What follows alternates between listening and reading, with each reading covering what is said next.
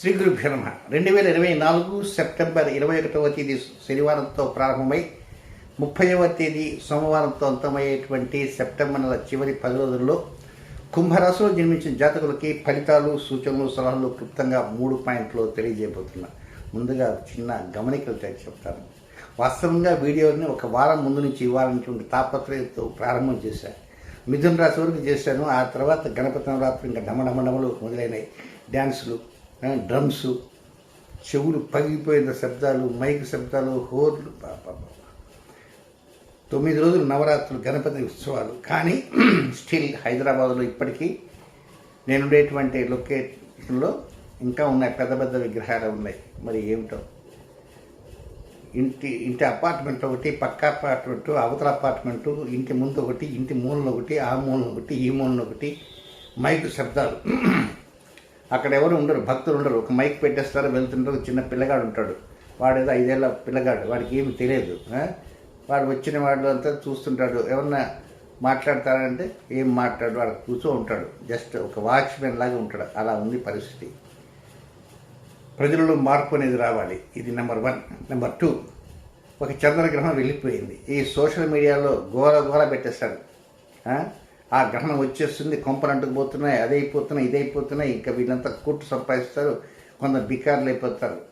ఇలాంటి దయచేసి వినవద్దు. ఎందుచేతనంటే ఆఖరికి ఆ చెప్పేటువంటి పండితుల మీద కూడా విశ్వాసం పోతున్నది అనేటువంటి విషయం ఆ పండితులకు తెలియటంలే. నన్ను ఎంతోమంది సోషల్ మీడియా వాళ్ళు అడుగుతుంటారు. కొన్ని ఛానల్స్ వారే, మెయిన్ స్ట్రీమ్ ఛానల్స్ అడిగినా కూడా వద్దన్నా. భక్తి టీవీలో మాత్రం అప్పుడు వెళ్ళి వస్తుంటాను. ఇప్పుడు సంవత్సరానికి 2 సార్లు మాత్రమే భక్తి టీవీలో. అది ఉగాది రోజున ఒకరోజు, జనవరి 1st ఏదో నామినల్గా వెళ్ళి వస్తుంటాను. కానీ సోషల్ మీడియా దూరంగా ఉంటాం మంచిది. ఏం చేతనంటే మనం ఏదో మాట చెప్తామా, ఆ మాట దాని థంబ్నెయిల్ వేరుగా పెట్టేస్తారు. కొంపలు అంటుకుపోతున్నట్టుగా ఆ థంబ్నెయిల్ ఉంటుంది. దీనివల్ల లేనిపోయినటువంటి కింద కామెంట్స్, బూతులు తిరుగుతూ కామెంట్స్ ఉంటాయి. కనుక రేపు రాబోతుంది, మరొక గ్రహణం రాబోతుంది. అది కూడా ఏం కొంపలు అంటుకుపోదు. బట్ అది పెద్ద గ్రహణమే. 7 నిమిషాల 25 సెకండ్ల పాటు గ్రహణం కనబడుతుంది. అది భారతదేశంలో కనబడదు, కన్యారాశిలో కనబడుతుంది. నా రాశి కూడా కన్యారాశి. నాకేం వరి లేదు. నా రాశి కన్యారాశి, చిత్తా నక్షత్రం. మరేంటి కొంపలు అంటుకుపోతాయా? ఏమీ పో. అది యాన్యువల్ ఎక్లిప్స్, కంకణాకార సంపూర్ణ సూర్యగ్రహణం. అయితే భారతదేశంలో ఉండదు. అది దేశ పరిస్థితుల మీద ఉంటుంది. ప్రపంచం ఎన్నో దేశాలు ఉన్నాయి. మన జరిగిన చంద్రగ్రహణం ఉంది. దాని ప్రభావం వెంటనే కొన్ని యుద్ధ వాతావరణం మీద చూపించింది. లెబనాన్లో కాల్పులు, కొన్ని చోట్ల భూకంపం అందించిన శబ్దాలు, ఈ రకరకాల పెళ్ళు పదార్థాలు ఇవన్నీ ఉన్నాయి. కనుక ఇవి మనల్ని ఏదో చేస్తాయని మాత్రం వర్రీ కావద్దు. ప్రశాంతంగా ఉండండి.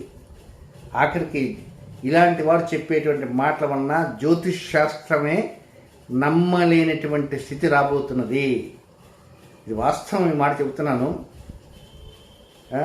తూ అంటే తా తెలియనటువంటి మిడిమిడి జ్ఞానం ఉండేటువంటి ప్రతివాడు సిద్ధాంతులు ఒక బొట్టు పెట్టుకునేది, ఒక పిలక పెట్టుకునేది, ఏదో రకరకాల వారి వేషధారణ ఉండేది, ఏదో మాట చెప్పేది. అలా అయిపోతుంది, ఇలా అయిపోతుంది, మేము చెప్పేస్తాం. ప్రళయం వస్తుంది, అది వస్తుంది, ఏమొస్తుంది, నాయనమ్మ మాడు వస్తుంది, ఏమీ రాదు. వీలైనంతవరకు మనం నమ్మినటువంటి దేవతని మూర్తులకి నమస్కారం పెట్టుకుంటూ మన పనులు మనం చేసుకుంటూ ఉంటాం మంచిది. నేను కూడా ఈ వీడియోలో కొన్ని సమస్యలు వస్తుంటాయి. రాబోతున్న రోజుల అవి గడ్డి రోజులే.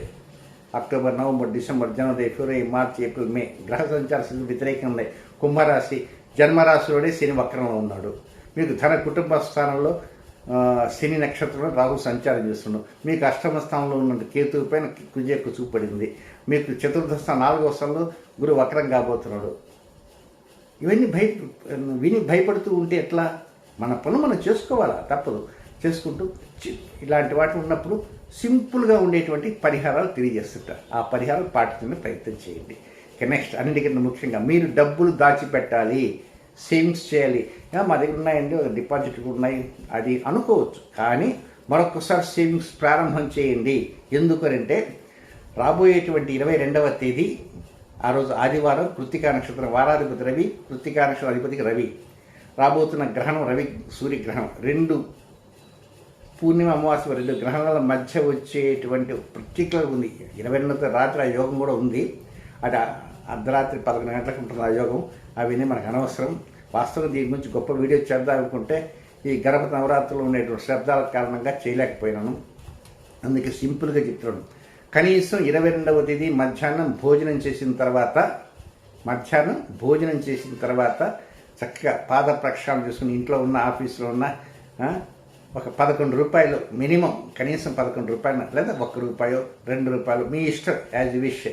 ఒక డబ్బాలో పెట్టంగానే, సంచిలో పెట్టంగానే, రుమాల్లో కట్టంగానే, ఒక ప్యాకెట్లో కట్టంగానే, బీరువా దాచిపెట్టంగానే, అంతమంది ఎన్నెన్నో దాచిపెట్టి ఉండొచ్చు. దానికి ఇది కూడా పక్కన జాయిన్ అవుతుంది. ఇంకా అక్కడి నుంచి మన నమ్మకాలు మనమే, మన విశ్వాసం మనవి కనుక చేయడానికి ప్రయత్నం చేయండి. అది నెక్స్ట్ ఇంకా అసలు విషయానికి వచ్చేస్తాం కదా, పాయింట్లోకి వచ్చేద్దాం. ఇక మొదటి పాయింట్ ఏమిటి అంటే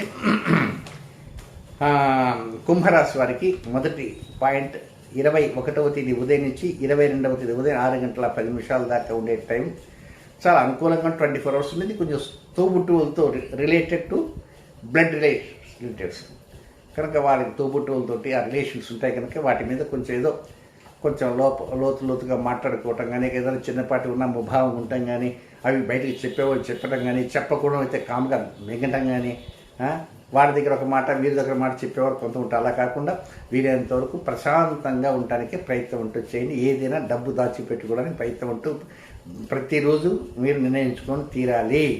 ఆ డబ్బు ఎందుకు దాచిపెట్టుకుంటామంటే ఎన్నెన్నో అవసరాలు ఉంటాయి. కొంతమంది ఇల్లు ఉండదు. నేను ఉన్నాను, నాకు ఇల్లే లేదు ఈరోజు వరకు. కనుక ఇల్లు కట్టుకోవాలని, అది కట్టుకోవాలని, ఇది కట్టుకోవాలని, నాకు లోన్ ఇచ్చేవాడు కూడా లేడు. నాకు 65 సంవత్సరాలు, లోన్ ఎవరు ఇవ్వరు. So no house. అలా కొంతమంది ఉంటాయి. ఎందుకైనా వయసు పెరిగేవారు ఉంటారు, పిల్లలు ఉంటారు, వాళ్ళ ఎడ్యుకేషన్ ఉంటుంది, అది ఉంటుంది, ఇది ఉంటుంది. కనుక వీటిని కొంచెం మనకు ఆ సమయానికి ఆప్తులుగా ఉండేవారు ఎవరు ఉండకపోవచ్చు. కనుక ఆ డబ్బుని ఇప్పటి నుంచి దాచిపెట్టుకోవడానికి ప్రయత్నం చేయండి. ఇది నేను ప్రతిరోజు కూడా గుర్తు చేస్తున్నట్టుగా అనుకోండి. నెక్స్ట్ రెండవ పాయింట్ వచ్చేసి 22వ తేదీ ఉదయం 6:10 నుంచి 26వ తేదీ సాయంత్రం 5:14 ఇది కూడా కొంచెం ఏదో మెత్తగా ఏదో స్లోగా పోతున్నట్టుంటుంది, డెడ్ స్లోగా ఉన్నట్టుంటుంది. ఉద్యోగంలో కావచ్చు, వ్యాపారంలో కావచ్చు, చేసే ఉద్యోగంలో కావచ్చు, మీ హావభావాల్లో కావచ్చు, మీ ఆరోగ్య విషయంలో కావచ్చు, మీ వాహన విషయంలో కావచ్చు, సంతాన విషయాల్లో కావచ్చు, ఏదో కొంత మంకుగా ఉంటుంది, లేజినెస్గా ఉంటుంది, అనీజీగా ఉంటుంది. ఎవరికైనా చెప్పుకుందామంటే ఆర్చేవారా తీర్చేవారా అనవసరంగా మనం చెప్పి కూడా ఫెయిల్ అయిపోతుంటామని అనుకుంటారు.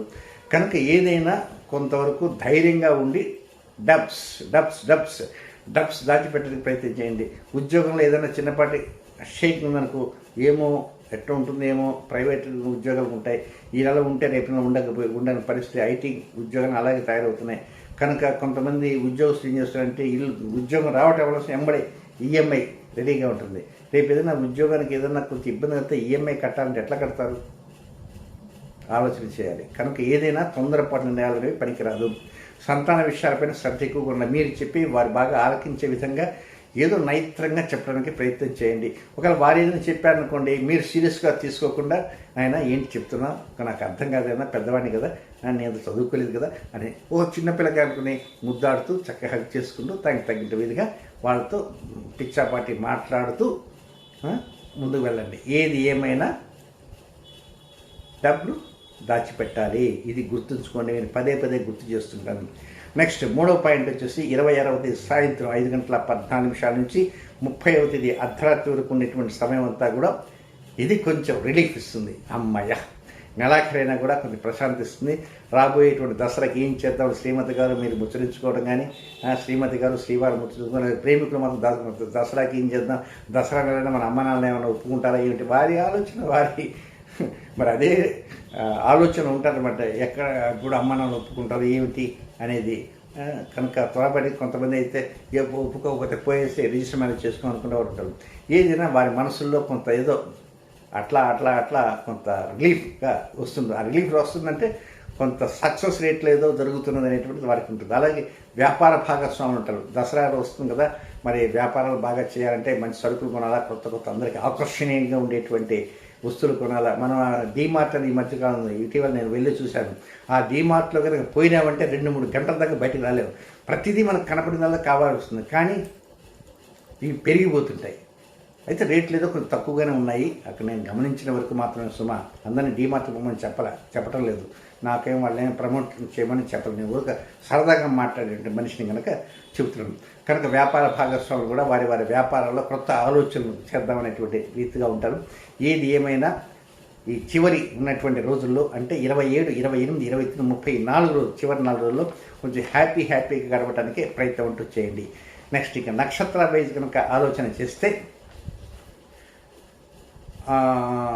ధనిష్ఠ నక్షత్ర 3, 4 పాదాల్లో జన్మించినటువంటి కుంభరాశి జాతకులు 21వ తేదీ ఉదయం నుంచి 22వ తేదీ ఉదయం 6 గంటల వరకు, 21 ఉదయం 6 నుంచి 22వ తేదీ ఉదయం 6 గంటల వరకు అది అనుకూల సమయం కాదు. కనుక కొత్త కార్యక్రమాలు శ్రీకారం చుట్టుకున్న మామూలు కార్యక్రమాలకి, రొటీన్ కార్యక్రమాలకి ప్రయత్నం చేయండి. నెక్స్ట్ పూర్వభద్ర శతభిష నక్షత్ర జాతకులు వారు 21వ తేదీ శనివారం రాత్రి 12:36 నుంచి 22వ తేదీ ఆదివారం రాత్రి 11:02 వారికి అనుకూలమైన సమయం కాదు, రొటీన్ కార్యక్రమాలు చేసుకోవచ్చు. నెక్స్ట్ 3వ నక్షత్రం పూర్వభద్ర 1, 2, 3 పాదాల్లో జన్మించిన జాతకులు 22వ తేదీ ఆదివారం రాత్రి 11:03 ప్రారంభమై 23వ తేదీ సోమవారం రాత్రి 10:07 వరకు వారికి అనుకూలమైన సమయం కాదు, రొటీన్ కార్యక్రమం చేసుకోవచ్చు. చివరిగా గుర్తు చేసేదంటే మీరు డబ్బులు దాచిపెట్టాల్సిన అవసరం ప్రారంభమైంది. అది మీ దగ్గర ఉండవచ్చు, ఇకపైన కూడా మీరు డబ్బులు దాచిపెట్టాలి. కొన్ని అలవాట్లు మానుకోవాలి. అలవాట్లు ఏమున్నాయండి? అనవసరం ఖర్చు చేయడం పెద్ద అలవాటు. షేర్ మార్కెట్లో దూసుకుపోదామని చెప్పి అనవసరం డబ్బు ఉంటుంది. ఇంకా వ్యసనాలు ఉంటాయి, అవి అందరికీ ఉండవు అనుకోండి, కొంతమందికి. ఏదైనా డబ్బు దాచిపెట్టాలి. అందుకోసంగా 22వ తేదీ దానికి శ్రీకారం చుట్టబోతున్నాం అందరం కూడా. నేను కూడా చుడతాను 22వ తేదీ. 22వ తేదీ మధ్యాహ్నం భోజనం చేసేదానికి ముందుగా వీలైతే అంత స్వీట్ కూడా తినండి. చక్కగా ప్రశాంతంగా భోజనం చేయండి. సెల్ ఫోన్ ఆఫ్ పెట్టేయండి. ఒక అరగంట సేపు మ్యూట్లో కూడా వద్దు, స్విచ్ ఆఫ్ చేసి పడేయండి. హాయిగా ప్రశాంతంగా భోజనం చేయండి. భోజనం చేసిన తర్వాత వీలైన కరుడు కూడా తినండి. ఆ తర్వాత ఒక పాద ప్రక్షాళన చేసుకొని డబ్బు మూట కట్టుకోవడానికి ప్రయత్నం ఉంటూ చేయండి. ఒక 11 రూపాయలు కట్టుకోవడానికి ప్రయత్నం ఉంటూ చేయండి. శుభం.